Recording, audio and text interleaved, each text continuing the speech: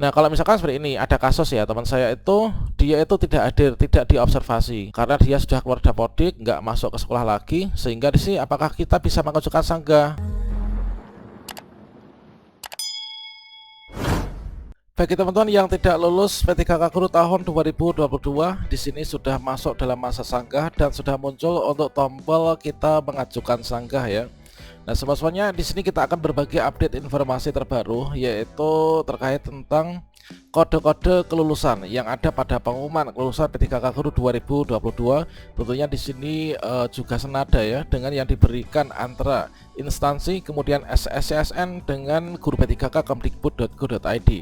Nah, berikut adalah arti kode kelulusan P3K Guru 2022 dan kira-kira di sini kalau misalkan kita cek dari beberapa kode yang ada, ini mana saja sih yang bisa kita sanggah? Namun sebelum kita lanjutkan, perlu saya ingatkan, bagi teman-teman yang mungkin baru pertama kali menemukan channel ini, silakan klik tombol subscribe-nya dan aktifkan notifikasi loncengnya, sehingga nanti jika ada update video terbaru, teman-teman tidak akan ketinggalan informasi. Baiklah sobat-sobatnya, ketika kita melihat pengumuman P3K Guru 2022, tentunya di sini terdapat keterangan-keterangan ya yang perlu kita ketahui untuk kita tuh mendapatkan statusnya tuh seperti apa. Tentu saja di sini untuk yang pertama, misalkan ini adalah kalau misalkan kini kita mendapatkan tampilan P kemudian L, ini secara kasat mata kita bisa simpulkan bahwa P inilah merupakan passing grade ya. Kita sudah lulus passing grade. Kemudian di sini untuk L ini adalah kita lulus ya, lulus dan juga mendapatkan penempatan. Inilah contoh untuk yang teman-teman P1 ya. Kalau misalkan teman-teman P1 di sini mendapatkan tampilan seperti ini, otomatis kita ini lulus ya, dan juga kita nanti menunggu untuk dipascasanggah. Setelah itu kita melakukan pemberkasan. Nah, selanjutnya di sini kalau misalkan ada kode-kode lain ya, dikarenakan kita di bagian keterangan itu bukan hanya kode P_L saja, kemudian ada P, kemudian ada TP dan lain sebagainya. Nah, terkait tentang kode-kode tersebut itu sebenarnya sudah diberikan ya pada halaman akhir di pengumuman berisi rekap per instansi ya teman-teman. Nah, di sini kita ambilkan salah satu contoh untuk di daerah kami. Nah, di sini untuk keterangan-keterangan di bagian keterangan tersebut, di sini disajikan yang seperti ini. Yang mana di sini adalah untuk yang pertama, ini adalah untuk P1 ya. P1 itu seperti halnya dengan pembahasan kita sebelumnya. P1 itulah guru honorer yang sudah lulus passing grade, entah itu dari THK2, guru sekolah negeri, lulusan PPG maupun juga guru sekolah swasta. Ini kita yang sudah memenuhi nilai ambang batas ya. Ini adalah mendapatkan penempatan. Sehingga kalau misalkan teman-teman di sini mendapatkan tampilan yaitu P1_L, ini adalah kita lulus ya dan juga mendapatkan penempatan. Kemudian untuk yang kedua, inilah untuk P2 ya. P2 itu adalah tenaga honorer kategori 2 yang tidak termasuk dalam P1. Entah itu THK2 yang tidak lulus passing grade atau THK2 peserta baru ya. Kemudian untuk P3 adalah pelamar kelas 3, yaitu guru honorer sekolah negeri masa kerja lebih dari 3 tahun di Dapodik. Untuk yang P4 adalah lulusan PPG yang terdaftar pada database PPG Kemdikbudristek. Kemudian juga guru honorer sekolah negeri masa kerja kurang dari 3 tahun serta guru sekolah swasta. Inilah masuk dalam kategori P4. Nah, kemudian pada bagian kolom keterangan ya, di sana ada P. Kalau misalkan kode kita itu hanya ada P saja, itu adalah berarti apa? Yaitu kita itu telah memenuhi nilai ambang batas ya.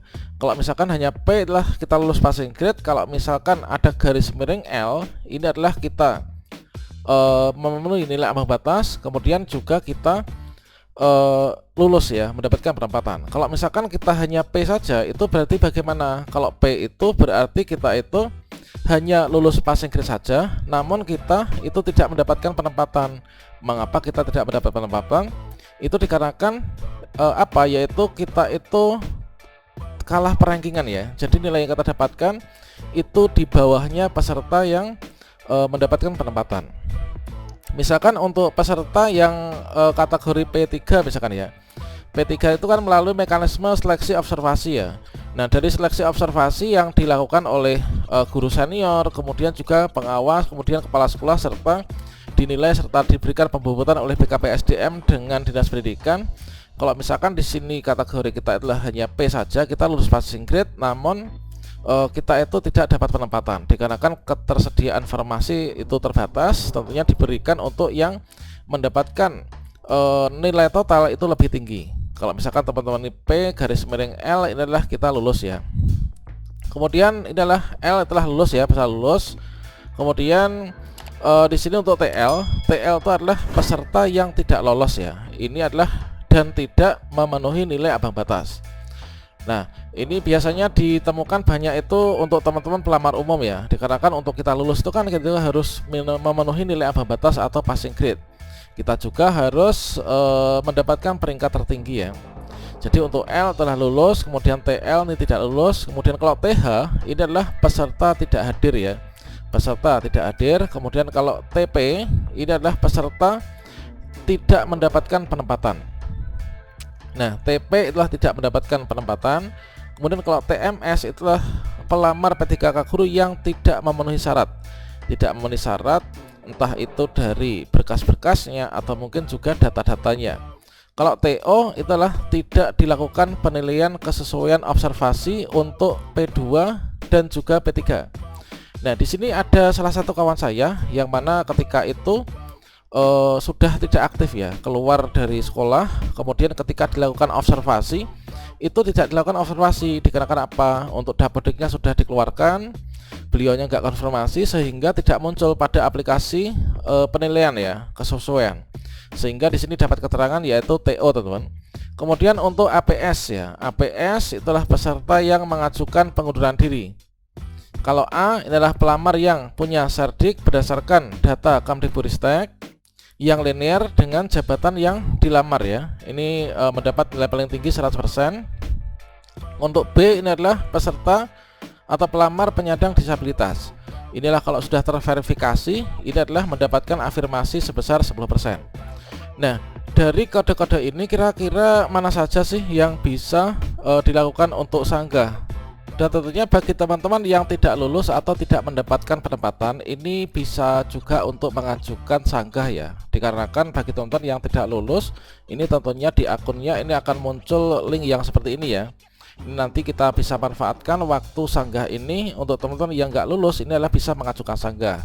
Untuk jadwalnya tanggal 10 sampai dengan tanggal 12 Maret 2023 teman-teman sudah harus mengakhiri sanggahnya supaya nanti bisa diverifikasi pada masa-masa jawab sanggah yang dimulai dari tanggal 13 sampai dengan tanggal 19 ya. Nah, selanjutnya di sini bagi teman-teman yang di bagian prasanggahnya ini adalah nggak lulus ya. Di sini Anda dapat melakukan sanggah nilai pada tanggal 10 Maret 2023 sampai dengan tanggal sekian. Ini kita ambil yaitu salah satu contoh dari peserta yang belum lulus. Nah, di sini untuk muncul tombol ajukan sanggah ini teman-teman bisa klik untuk mengajukan sanggah. Tentunya di sini untuk alasan sanggah yang kita berikan itu tentunya harus sesuai ya, sesuai dengan penyebab kita tidak dapat penempatan atau penyebab kita tidak lulus itu apa. Misalkan di sini adalah nilai. Kalau nilai berarti teman-teman silahkan cek kembali. Kalau misalkan merasa dirugikan terhadap dari pengumuman ini, ya mungkin saja ketika dulu 1 NBK ya itu nilainya adalah berapa, kemudian ternyata nggak sama dengan yang ada di pengumuman, atau mungkin yang afirmasi sertifikat pendidiknya tidak dihitung atau tidak dimasukkan, teman-teman bisa mengajukan sanggah ya. Termasuk juga untuk sanggah penempatan. Nah, kalau misalkan teman-teman merasa seharusnya mendapatkan penempatan tapi kok nggak dapat penempatan, misalkan di sini kalian bisa cek untuk total nilai ya. Misalkan pesaing saya itu adalah total nilainya itu adalah 680 misalkan 680. Nah, mengapa dia yang dapat penempatan sementara saya yang 681,71 ini nggak dapat penempatan? Teman-teman silahkan manfaatkan saja yaitu untuk ajukan sanggah ya. Nah, asal kita ketahui bahwasanya untuk sanggah itu adalah digunakan bagi teman-teman yang merasa tidak puas terhadap hasil pengumuman kelulusannya. Ini silahkan disesuaikan dengan kondisi penyebab tidak lulusnya.